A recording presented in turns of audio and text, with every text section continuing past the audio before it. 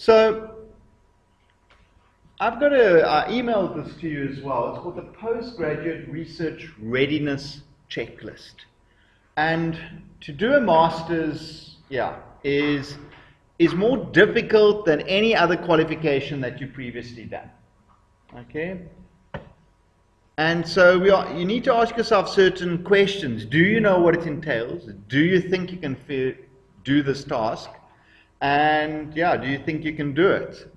And I'm going to pretty much outline what the Masters is about during the course of this, during this session.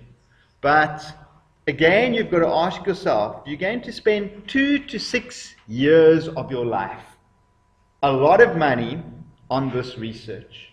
It could take longer than all your previous postgraduate studies. So you've got to ask yourself, are you serious about this? And if so, do you have to do this research, or do you want to do this research? That's what you've got to ask yourself. Why in each case? Other questions to ask up. Do you specifically want to do it at this institution? Why CPUT? Why not UCT or Stellenbosch or UWC? Who will fund the research? It's going to cost you money. The fees for your registration next year is going to be a little bit under 12,000, plus the articulation model, which is going to be another 5,000. So it's going to cost you about 17,000 Rand next year. Then thereafter, each year you take, it's going to cost you that 12,000. So I'm just telling you the fees up front next year. The Masters itself, the research project you register for, 12,000. The articulation model is going to cost you 5,000. Then every year thereafter, it's going to cost you that 12,000, which may go up a little bit each year, but not much. So if you take 6 years, it's costing you that money each time. If you're done in 2 years, it's costing you much less money. So you've got to consider funding. Okay? There are bursaries and things you can get through work. There are some bursary opportunities here, but usually not in your first year. There are CETA funding as well. I distributed a few things to the BTECs recently regarding some funding opportunity. I think the deadline's already passed for that, but there are funding opportunities, but you may not find any in your first year. So those are things you've got to consider. Is your academic and professional background appropriate for this task? Not everyone, I advise, should do a master's. I've got some of my top students at BTEC that I told them when I saw them on Monday night, or when was the last class here? Monday. I told them master's is not for you, because they're in a certain industry, and they need to, in a digital industry, and they need to inskill themselves through other shorter courses that will help them more in their current job. And then later in life, you can continue a master's. Particularly when you get to corporate, master's is more appropriate. So a lot of you may be in sort of a job where you need to first get other skills in short courses, year courses, 6-month courses, to get the necessary skills to help you in your job. It is possible for you to get overqualified. If you just go from first year, finish your diploma, finish your BTEC, have your master's, and now you go into industry with no job or work experience, are they going to want to employ you? It's always better first to get that job, and then you'll be able to pay for your studies as well. But think about that, something to consider. Do you have a topic? And is the topic appropriate for this level of study, and is it researchable? So a lot of students also come to me and they bounce off these topics, but they're actually not researchable. There's no way to get the information they want, which we'll get to this. Next step, do you have access to the data?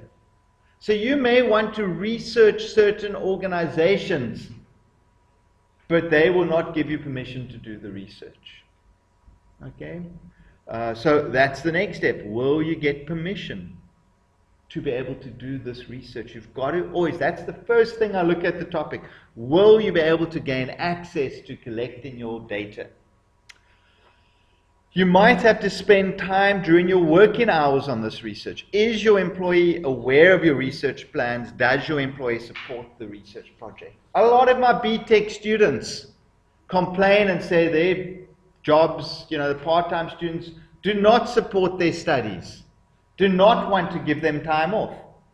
You're going to struggle to do postgraduate studies because there are times when you have got crunch deadlines for your qualifications that you need time off to work. You need to attend workshops, colloquiums, as I say, attend classes, workshops, colloquiums on Saturdays, work on things during the week.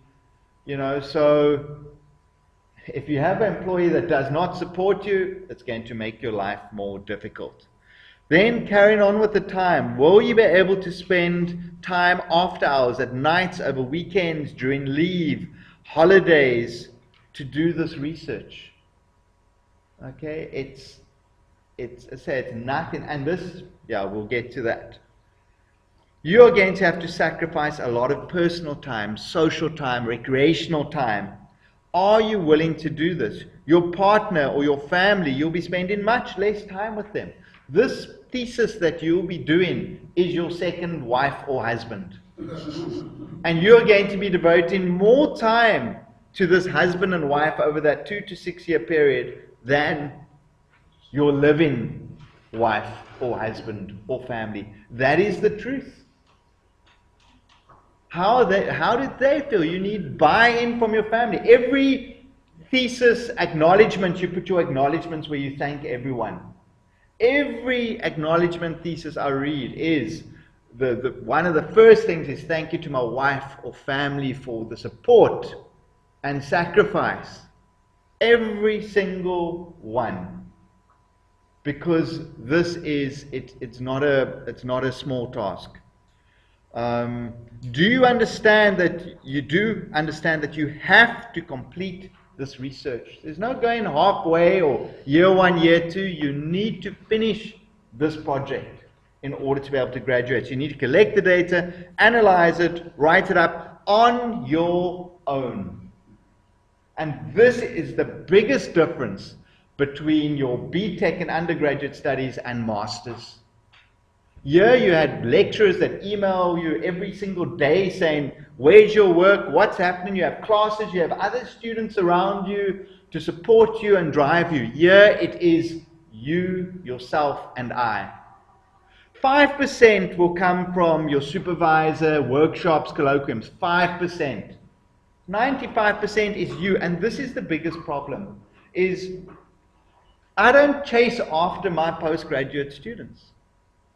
So they can pass their proposal and then I leave them. So sometimes it's 6 months and I don't hear from a student. And then all I do is I drop an email and say, how are you doing? And then you get all types of excuses. Oh yeah, I'm working on it, I'm doing this, I'm doing that. Or what I do is even better, I find an article that's related to their study and I just send it to them.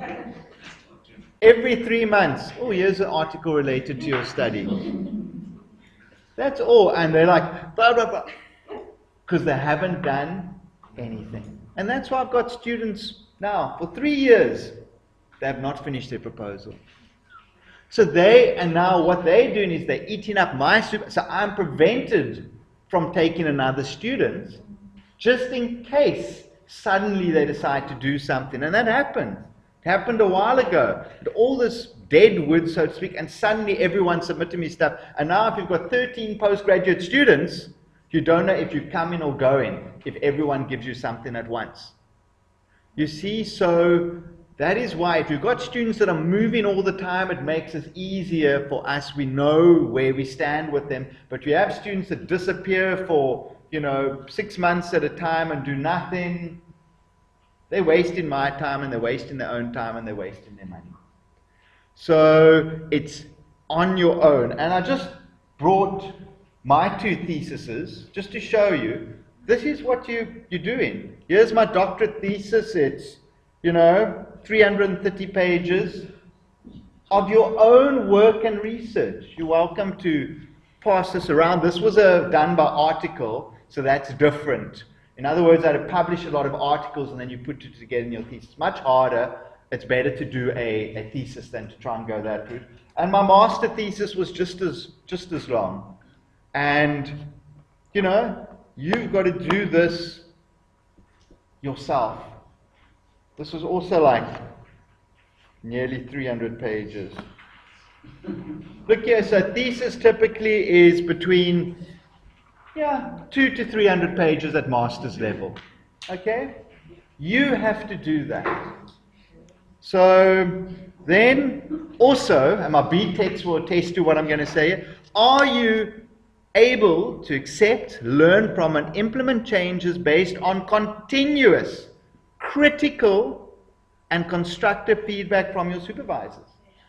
So you're going to give me your proposal. Some students give me their proposal 10 times, and I shred it. People sitting at the back and testify to that. I give comments, but then you make changes and you move just a little bit. And I make those comments again and you move a little bit. And I make them and I do it now. And suddenly something clicks inside you and you get this thing and what you have to do. And then there's significant improvement. But you know, BTech I'm known, but masters now it's just me and you. Can you take that criticism? Because I'm going to critique your work because I've got a certain standard. I want publications from your work at the end of the day, because that gives me the money to pay for students' editing afterwards. You know, it's going to cost me if you don't have funding, I'll pay for your editing. It's going to cost between 10 and 25,000 Rand to edit that document at the end. And I will pay for it if I know we're going to get 2 publications from it. Because then that will pay for someone else. I'll get that money only in 2 years' time, but it will pay for someone else then. Okay, so can you take this? It's a long process, and some go through it quickly, some will, through no problem of their own, some will take 5 years, but they work those 5 years. I don't mind. I've got one student that I've done 6 years. She's worked. It's just taken her longer to grasp things. You know, I've got a graphic design student. She's useless with numbers. She's useless with writing. She's a graphic design student. What language does she speak? Pictures. She speaks pictures. So she's worked hard over these 6 years. It took her more than a year to finish her findings chapter because it's just not a thing. But she works, so I don't mind.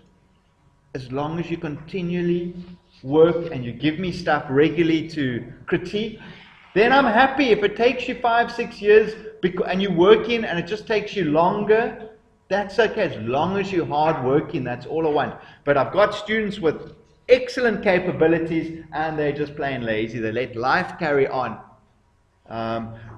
Right, we'll talk more about that later. Are you self-motivated, dedicated, enthusiastic, and have the ability to work independently? Okay, the journey is long and lonely. And that is what all these workshops we've come to, students say, oh, I just feel like, I've got no support. There's no one to hold my hand, I kind of try and overcome this. So I have, once a month, I meet with my master students on a Saturday. All of them together. So they can support each other and they form their WhatsApp groups. But every month you need to give me something. That's what I've done. I've started having literally classes, you can say. And I give feedback not only to them, but to everyone. So you can learn from each other. And that has worked. My students are progressing, most of them are progressing well, because maybe not every month, but every second month they are showing me something. So that's what I've done, because you guys are used to attending classes. So that's why I do these monthly meetings and I give feedback collectively, and it's worked. So I'll continue to do that for my students. I think Dr. Steenkamp does a similar thing.